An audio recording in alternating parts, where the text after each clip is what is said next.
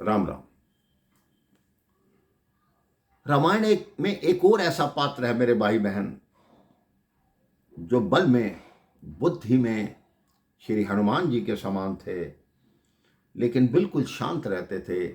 उनके बारे में ज्यादा चर्चा कभी किसी ने सुनी नहीं। वो पात्र थे श्री अंगद जी।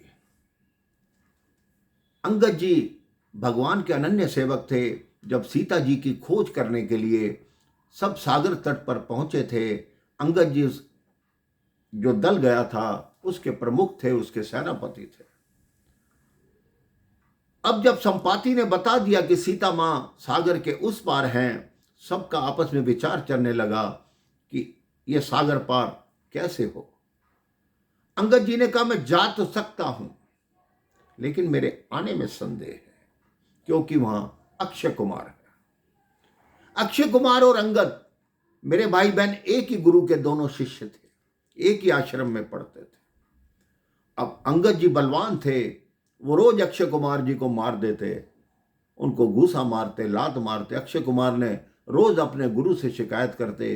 एक दिन उनके गुरु को क्रोध आ गया कि तुम रोज इसको मारते हो, आज के बाद जब भी तुम्हारा आमना सामना हो गया, तुमने इसको एक भी घूसा मारा, एक भी लात मारी, तो उसी समय तुम मृत्यु को प्राप्त हो जाओगे।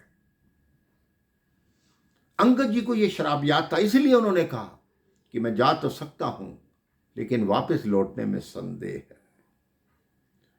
जब हनुमान जी लंका में पहुंचे मेरे भाई बहन, तो रावण ने यही विचार लगाया कि अंगद ही आया होगा। इसलिए उसने सबसे पहले अक्षय कुमार को अशोक वाटिका में भेजा कि तुम जाओ और अंगद होगा, वो तुम्हारा सामना ही नहीं कर पाएगा। लेकिन वहां अंगद नहीं आया था, वहां श्री हनुमान जी आए थे। तभी अक्षय कुमार की मृत्यु हो गई। और हनुमान जी जब वापिस आए, उन्होंने अंगद जी को आकर बता भी दिया कि जो तुम्हारा मित्र था उसका मैं काम तमाम कराया हूं, अब लंका में घुसने में तुम्हें किसी तरह की कोई भी परेशानी नहीं होगी। सारी सेना अब इस पार आ गई। युद्ध शुरू होने में एक दिन है। प्रभु श्री राम विभीषण जी से कहते हैं कि मेरा मन करता है एक बार एक शांति दूत लंका में भेजा जाए, ताकि लंका की जो निर्दोष प्रजा है उसको युद्ध की ज्वाला में जलने से बचाया जा सके। अब रावण को यह संदेश पहुंचा कि राम जी ने शांति दूत भेजा है। जो अभिमानी व्यक्ति होता है ना, वो अपने चमचों से घिरा रहता है। और चमचे की भी करामात देखिए मेरे भाई बहन। चमचा हमेशा भरे बर्तन में रहता है। खाली बर्तन में रहेगा तो इधर उधर करेगा, हमेशा भरे बर्तन में, जैसे ही बर्तन खाली हुआ वो एक तरफ हो जाता है। ऐसे ही रावण ने अपनी सभा लगाई, सबको बुलाया कि देख लो, उसने शांति दूत भेज दिया, मेरे से पहले ही डर गए। अब अंगद जी उस दरबार में आते हैं। रावण पूछता, कौन हो तुम? कहता, मेरा नाम अंगद है। कहता, किसके पुत्र हो? उन्होंने कहा, बाली के। कहता, कौन बाली? अब अंगद मुस्कुराने लगे।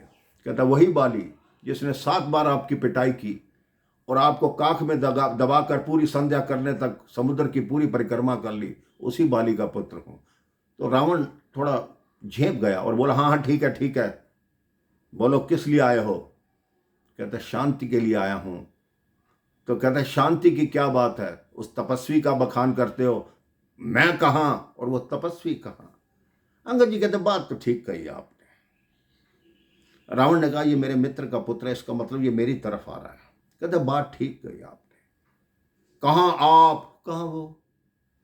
कहता, उनका एक दूत आया, समुद्र को पार कर गया, और आपसे एक उनके भाई की खींची हुई लक्ष्मण रेखा पार नहीं हुई। कहां वो और कहां आप? कहता, उनका एक दूत आया, आप उसको नहीं बांध सके, उन्होंने समुद्र बांध लिया। कहां वो, कहां आप?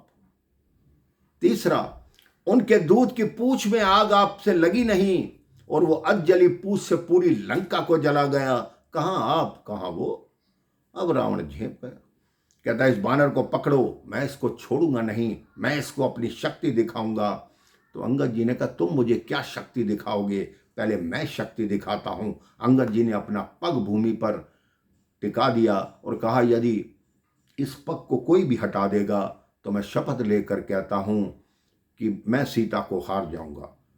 लेकिन गोस्वामी तुलसीदास जी की चौपाई कुछ और कहती है कि फिर ही राम सीता मैं हारी। अब इसमें जो विराम है उसको अलग अलग जगह लगाकर शास्त्र बताते हैं। एक तो कहते हैं फिर ही राम, कि राम चले जाएंगे और सीता मैं हार जाऊंगा। एक शास्त्र ये कहता है कि फिर ही राम सीता मैं हारी, यानी मैं तुम्हारा दास बन जाऊंगा और राम सीता जी चले जाएंगे। सबने पग उठाने की कोशिश की, कोई पग उठा नहीं पाया। अंत में अंगद जी युद्ध का ऐलान करके जाते हैं। उसके बाद युद्ध का क्या परिणाम होता है ये सबको ज्ञात है। तो मेरे भाई बहन, रावण उसको बहलाने की बहुत कोशिश करता है कि जिसने तुम्हारे पिता का वध किया तुम उसी के सेवक बने हुए हो, तुम उसके विश्वास पात्र हो, उसका वध कर दो। अंगद जी उसकी बातें सुनकर सिर्फ मुस्कुराते हैं कि तुम्हारे अंदर अहंकार आ गया है और अहंकारी का पतन होना निश्चित है। उसके पश्चात युद्ध का क्या परिणाम हुआ, क्या हुआ, ये सब आपको ज्ञात है।